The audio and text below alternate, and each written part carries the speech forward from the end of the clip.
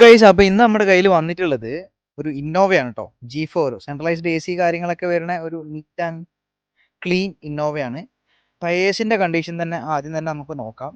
നല്ല grip available ആയിട്ടുള്ള front tyre ഉണ്ട്.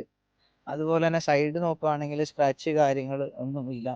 മീൻസ് ബാക്ക് ടയറും അത്യാവശ്യം നല്ല ഗ്രിപ്പ് അവൈലബിൾ ആണ് കേട്ടോ. പിന്നെ ചെറിയ ഒരു സ്ക്രാച്ച് ഇവിടെ വന്നിട്ടുണ്ട്. 2011 മോഡലാണ്, 12 രജിസ്ട്രേഷൻ വരുന്ന ഒരു അടിപൊളി വണ്ടി.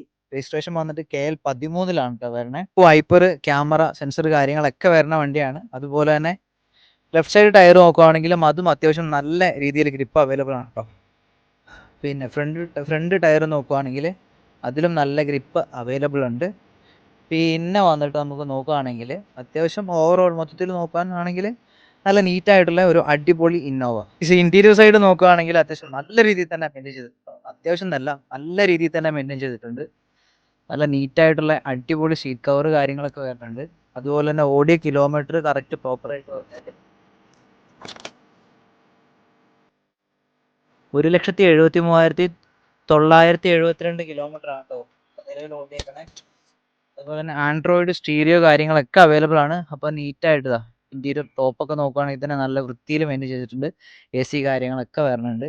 ഓക്കെ, അപ്പോൾ കസ്റ്റമർ ആസ്ക് ചെയ്യുന്ന പ്രൈസ് 5,90,000 രൂപ. ഒരു 5 lakh വരെയൊക്കെ നമുക്ക് ലോൺ അപ്രൂവലും കിട്ടുന്നതായിരിക്കും നല്ല ട്രാക്ക് ഉള്ളവർക്ക്. അപ്പോൾ താല്പര്യമുള്ളവർ പെട്ടെന്ന് തന്നെ സ്ക്രീനിൽ കാണുന്ന നമ്പറിൽ കോൺടാക്ട് ചെയ്യാം. Okay, thank you, by.